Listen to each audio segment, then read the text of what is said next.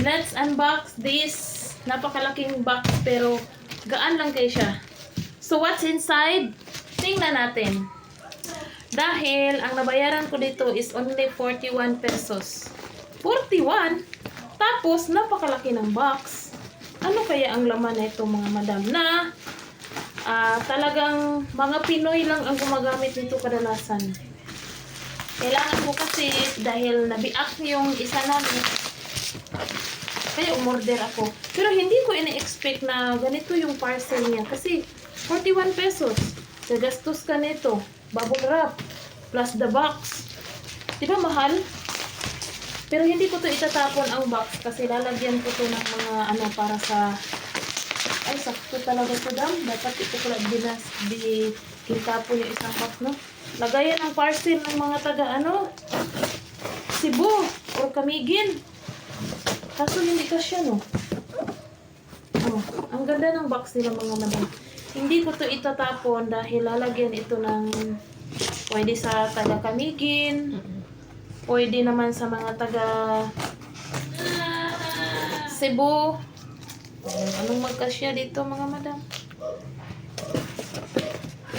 Kasi sayang din. Bibigyan ko talaga ng 10 stars yung seller nito. Dahil napakabait. Solid na solid. Ay, haruy! Kadami gid. Ay, aruy! Puro bubble wrap ang laman. Ay, puro bubble wrap ang laman. Ang dami naman itong bubble wrap na ito. Halugit. Napakarami. So, if you are stressed, pwede mo itong gamitin. Ayan, wala nang laman. Ito po ang kanyang laman.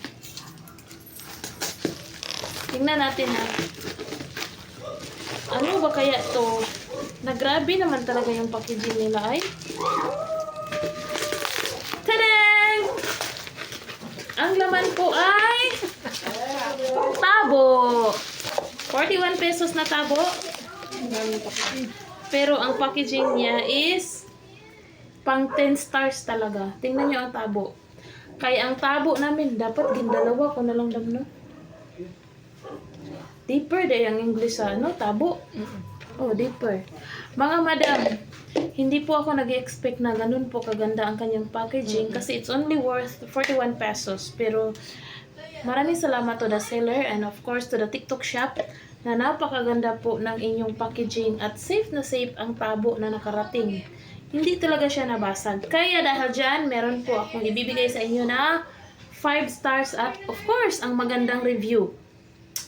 Pero this video, i-upload ko po ito sa YouTube. Maraming salamat mga madam ko for still watching my videos. See you next time!